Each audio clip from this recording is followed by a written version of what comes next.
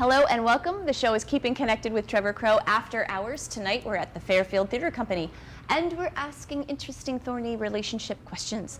And with me I have a panel of wonderful, very articulate people who are going to help me answer some cool questions. I'm going to start with Kit, Kim, Alex, Matt, and Deanne. So here's the scenario.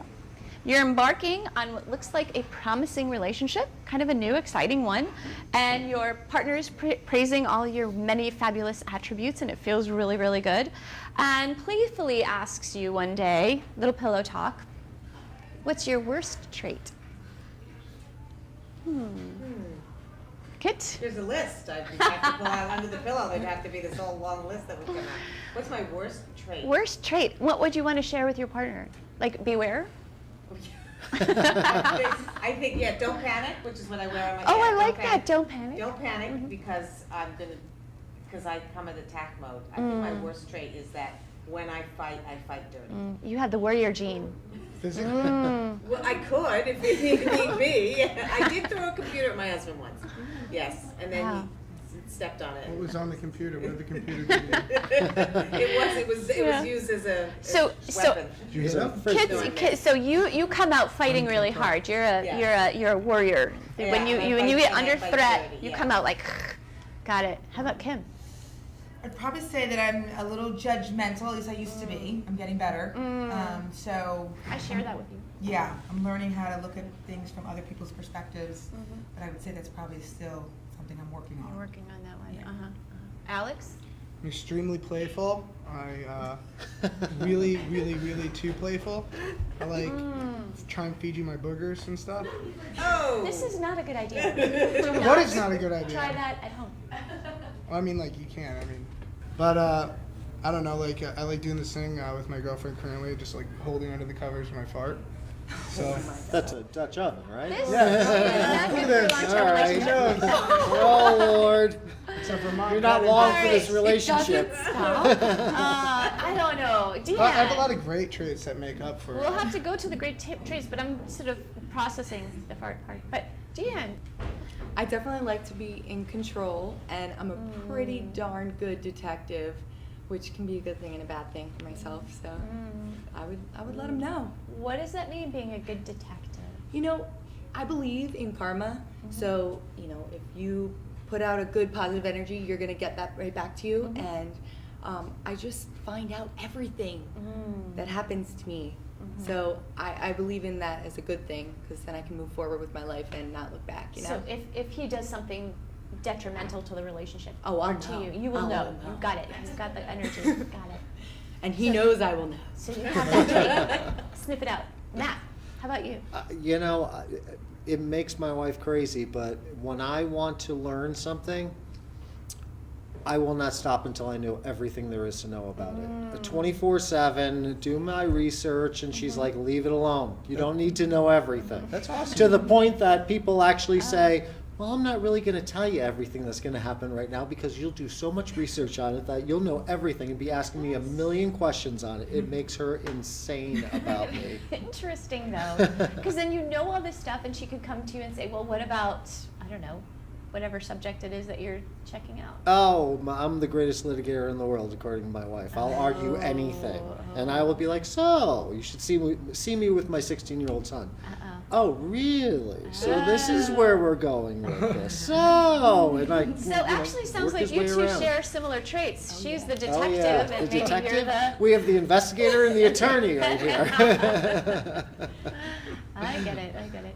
So, well, none of these traits are really all that bad, though. I would think they work for you to some degree, right? Yeah. I don't think it's a negative. To an excessive standpoint, though. I mean, I'm sure that your boyfriend says the same thing. My wife says, Do you have like "Oh notebooks God." that are like completely filled out with like diagrams and stuff, and you're in your room like, leave me, I'm researching. Pretty much. I'm the mad professor. Did you go to MIT? Did you get a chance?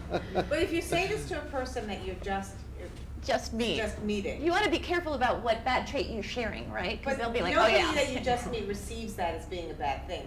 They would say, oh my God, that would be so fabulous for me to have someone that wants to That's research true. everything until they're actually living with you and they want to just like take that book and throw it in your, Right. or the computer Or and throw computer. it in. You've got the computer, the farter, the investigator, the A detective. Kindle. We're all crazy people. Nobody want to be with any of us. No, but it's kind of a good thing to kind of know some of the traits that are not your very finest and kind of mitigate them a little bit in your relationships, or at least try to with some awareness. I mean, really? Why does this person want to know what my worst traits are? I mean, like, aren't they waiting to just, like, yell it in your face? They already know by the time they meet you. A lot of people are selfish. That's, like, when we all share. We're all selfish, aren't we? No, we're not. We're all perfect. I don't know. I would think at least in the early stage of the relationship, you're sort of trying to look and be your best and kind and thoughtful and, like, really giving and, hide the really icky stuff for a little while, while weeks. behind, 2 years? 2 weeks. 2 weeks. Yeah. Oh my gosh, that's I mean, then you're just, like, living a facade. well, you're all sort of on your best behavior. I think it's like an 18-month thing. You're usually, when you're first madly in love with each Okay. other, you're actually kind of projecting your own beliefs about that system onto the person rather than really knowing the person. So it really takes a while to actually know the other, really, in a clear way. And then falling in love with that person again takes kind of a shift. I like this girl because she talked a lot. And then now? she talked. But you know what? I think it becomes a healthy trait after a certain amount of time. Uh-huh. I'm sure at this point, Kit's husband is ready to catch a computer mid-air. She'll just snatch that thing right out of the air. Domestic And you know violence. what? Yeah. My wife actually turns to me and takes the computer screen and literally just goes and closes Now it. we- And I'm like, do you okay, scream? okay, go. Do you All right, scream? okay. Do you But you know scream what? about That's that? kind of what creates the relationship and the yin and yang. That's how you work together so well. I mean, of course, when you're in the honeymoon phase of any relationship for the first 6 months, all gaga and I can tell you that I like putting covers over and farting on you, and you go, oh, that's so cute, because you're just in that first phase.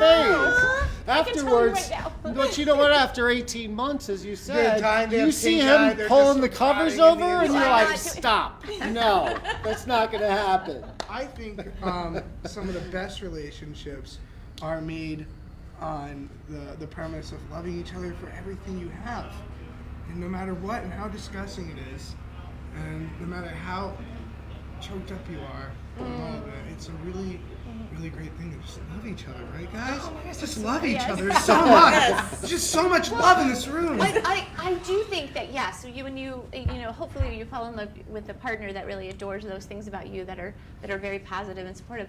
You both want to be that better person. You kind of create better people together. The system you create is better than just the individuals, right? And you kind of have to get to a point where you kind of go, okay, he leaves his socks on the floor. I can live with that. It's not the worst thing in the world. Because I love the fact that he's so generous and loving and does these other things. So yes, there's a certain amount of. But I have a husband who leaves his socks on the floor. Honestly- And I will tell you that I will leave them socks on the floor and right Passive where they're, aggressively? or I lie them across Uh-huh. his pillow. Oh, When bad. I do Aggressive. that. Ew, smell. No, not Yeah, me. it is. And I agree. It's like I think a that note on the refrigerator. I think that once you've been through like real stuff with Yeah, kids yeah. and life crises, and you see the person really shine and other things that are really important, the little things that you have pet peeves about become You can much less. let go of that stuff. Yes. What- You might not let go you might not let go. They still get up under your nerves, but you realize like in the big scheme of things, doesn't They're really mean not much. that important. Yeah. What you gotta remember is when, even if you're dealing with any kind of loved one, when you're dealing with your mom, your dad, see, I'm young, you hear that come out, but your mom, your dad, your relationship, any kind of person that has a title in your life, from lawyer to God does your banking, blah, blah, blah, landscaper, everyone has a name before that title. Like girlfriend, boyfriend. My girlfriend is Kristen. My mom is Linda. My dad is Jean-Baptiste. They're their own people a lot more than that relationship. They're not going to fit perfectly to what you want. There's nothing that's perfect. Oh, God. That's true. But it's Absolutely. true. You got to remember that they're a person too, and before that title comes them. You gotta love them. And you So, gotta love them. Deanne, any last words? We haven't talked to you. I want to hear more about what you have to say and just. She Traits sat and- there and she looked good. She's beautiful. Always. I mean, I believe in talking things out with your significant other, so I would want them to know in advance that I might be a certain way, so they give me a little more forgiveness when I get that way, because I'm understanding. So if you want to talk to me about how I'm acting, great, but if you're going to tell me that I'm controlling and you were the first person to figure it out, I know I Say, have. I'm Yeah, sorry, right. I am Well, it's good to controlling. know yourself. Yeah, I want them to know it came from me first. Like, I am trying to work on it, that kind of thing. Oh, that's good. All right, well, again, awesome conversation tonight.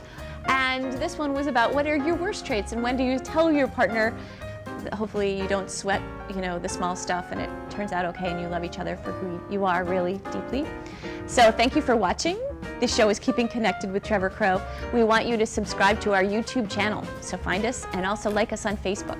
We love to hear your opinions, your thoughts, and your questions, because next time we do this, we might have one of your questions with the panel. So stay tuned, stay connected, and we'll have a lot more to show you soon.